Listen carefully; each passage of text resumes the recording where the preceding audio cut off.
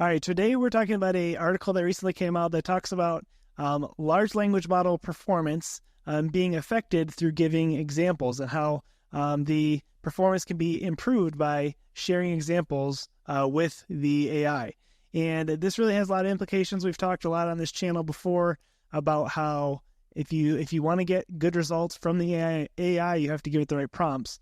And then this is now taking it a step further with examples and things like that. And recently, a lot of the AI models have allowed you to upload documents. Jaden, what are your thoughts on this? Where do you see it going? I mean, I think this is absolutely fascinating. First off, this is research by Google DeepMind, so you know it's very credible. They had a bunch of other firms that help them do this as well. But essentially, yeah, the findings here were that and this is something that it seemed very intuitive, right? I find a lot of times when I'm trying to get ChatGPT to write in a certain style or certain way, I can't describe it. I can't even describe the tone I want you to use, and it just doesn't feel right. So what I end up doing is I literally, if I want it to write me a blog post like how I write, I copy one of my old blog posts, paste it in there, and I'm like, write a blog post about this. Here's all the points. Here's everything I want you to cover. This episode is brought to you by Shopify. Forget the frustration of picking commerce platforms when you switch your business to Shopify, the global commerce platform that supercharges your selling wherever you sell. With Shopify, you'll harness the same intuitive features, trusted apps, and powerful analytics used by the world's leading brands. Sign up today for your $1 per month trial period at shopify.com/tech, all lowercase. That's shopify.com/tech. When you need mealtime inspiration, it's worth shopping Kroger, where you'll find over 30,000 mouth-watering choices that excite your inner foodie. And no matter what tasty choice you make, you'll enjoy our everyday low prices, plus extra ways to save, like digital coupons worth over $600 each week. You can also save up to $1 off per gallon at the pump with fuel points. More savings and more inspiring flavors make shopping Kroger worth it every time. Kroger, fresh for everyone. Fuel restrictions apply. Do it in the same style of this blog post. And it does a pretty good job doing that. Could I describe what my style is? No, but maybe I'm just not a good enough prompt engineer. I don't know. It's tricky. But it's the hack is you literally copy that. If I want to do all sorts of things, I've done this exact same style. I've even, yesterday, for example, I was just playing around for fun on Suno AI making music. And I was like, I want you to create this type of song. The lyrics are about this and this and that. I went to ChatGPT to help me write the lyrics for it. And I was like, copy the same style as Country Road by John Denver. Now, I didn't say copy the lyrics, but I was copy the style of the lyrics, the tone, the cadence. And it did a great job. And the song was awesome, right? Better than what Suno was just organically creating. So it was kind of a hack. Now, I'm sure some people will think it's unethical or something to copy a person's actual name and song. I don't know, whatever. If that's against your moral compass, that's cool. For me, it's a very good hack to get it to do something. So this is something intuitively I've done for a long time, but now we have the study saying this is literally one of the best ways to do AI models. And right now it's I do one example. Cool.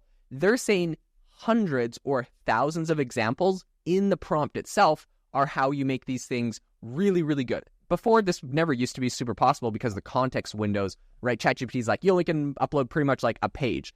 Now there's a bunch of these AI models, even ChatGPT's context window is getting bigger, but Claude allows you to upload a PDF of an entire book, which could just be a PDF of 1,000 examples on how to do this one specific thing you're asking it. So fascinating. Yeah, I mean, I think it's going to be really interesting when it comes to a lot of these open source AI models where people are using it for a specific application. You're going to need to either know how to code. In the past, you would have had to need to know how to code your own AI software in order to meet that use case, where now you can just train it on with using your own documents and own company information. Would that be a correct assumption? Yeah, 100%. So there was kind of this thing for a long time where it was okay, what you're going to do is use ChatGPT, and ChatGPT just had a new feature where you can go in the back end, you can fine-tune their model. What I think they don't say is they partner with specific people to fine-tune, and you have to spend, I think, if I'm correct, at least $1 million with them to fine-tune ChatGPT to your company or your specific use case if you want to upload all this stuff. So theoretically, it's like, cool, you can fine tune a model to specifically do whatever you want. What this new study shows is forget the $1 million to fine tune a model. If you have that data, you can upload all of that data in the prompt, and it is the equivalent of fine tuning a model for free, and it can answer the question just as good. Now, this is especially interesting once we start looking at like open source models like Mistral or Llama 3, where it's like you have the model running locally on your device or on your server, and then you're uploading the stuff, and it's being able to do this. So how do you actually make money from this? This is massive for side hustle potential right here. My prediction on where the entire field goes in the future because of essentially these findings, two things. Number one, I think everyone will essentially have their own model. If you're really good at doing one specific thing, you can just take your entire portfolio of examples of you doing that thing. Right now, this is like kind of like a LLM thing. It'll happen for like images and video, etc. So Jamie is going to take his entire wedding photography portfolio, be able to upload this into like the prompt, and he's going to say, shoot me a photo of like this specific person as a bride in like this specific setting. Here's my entire portfolio that I've done in the past, and it's going to be able to get like a Jamie style shot. And maybe someone wants to see what they would look like in a specific dress as a bride or something, so they're going to go use Jamie's tool to get them to do that specific thing.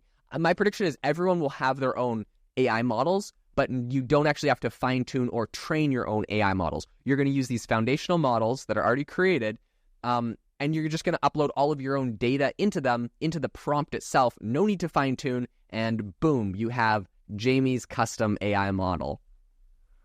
That's interesting. That's crazy. Yeah, I can't, like, so from like the hustle point of view, where do you see like someone like me using this, I guess? Because I can tell you're excited about it. I'm just trying to, in my mind, make a connection.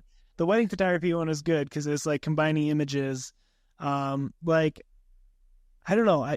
You give me something here. I'm trying to figure it out. Let me give you something. Okay, so the first thing is, the reason I'm really excited about this is because this plays in perfect to my like vision I've been working on for the last year and a half with AI Box, which is a no-code AI app builder and marketplace.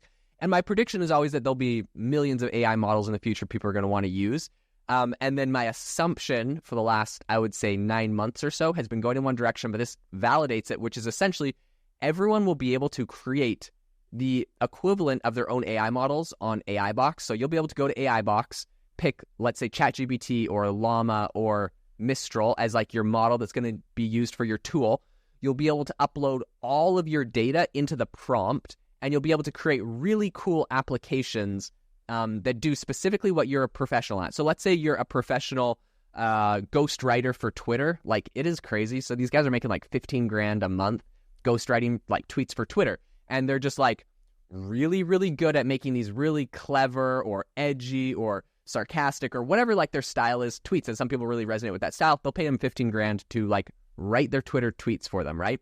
So they can go and take the entire, like a data set essentially of like, I've written 10,000 tweets. They put the whole 10,000 tweets into the prompt. They say, I want you to write a tweet for X, Y, and Z professional that does X, Y, and Z thing about this new event that happened in this style. Here's, 1,000 examples of tweets that I have written, and it's going to write the perfect tweet about that thing. Do you see what I'm saying? It's like, it's a fine-tuned model on your specific style of doing something that people like, but you don't have to actually be doing it anymore. Now you've created a fine-tuned model of something you're good at. And you could be good at tons of things. I could be really good at writing tweets, but maybe I'm also really good at drawing crayon pictures, or I'm really good at editing the transition in TikTok videos in this specific way. Like, you're going to get to a point where you can have these fine-tuned models at all these things that you're really good at. You've done it a bunch of times, better than ChatGPT was ever trained, better than someone else that's kind of mediocre was ever trained to do. And if you're really good at something, you're going to be able to monetize it with AI. So kind of like a AI personal assistant, full stop, like tailored to your needs, essentially, right? Yeah, 100%. And I would say if people are interested in making money like today, what I would start doing, because this is actually fully possible with Claude has a big enough context window. GPT-4 is a pretty big context window, so I'd start looking at it. That might be more their API. But then Mistral and Llama are coming down the pipe. And, I think Gemini might be the big one with the biggest context window right now. Google Gemini, I would say start creating your own data set. You are the data set. Start creating your own data set. Like if you're really good at, let's do, say, the tweet thing, start compiling all the past tweets you've done into a text document, copy and paste it. If you've done articles, copy and paste them into something. If you do LinkedIn posts, if you do like whatever your creative output is, start creating your own data set, because whether it's a text, which you could start doing that immediately, or if it's images or video or something else, it's going to come in the future. Like start making your data set, because you will be able to create tools and monetize it. Also, get on the AI Box waitlist at aibox.ai if you want to get ready for when we launch that thing. Okay, that's awesome. That helps me clarify a little bit in my brain what we're talking about here. That's super interesting stuff.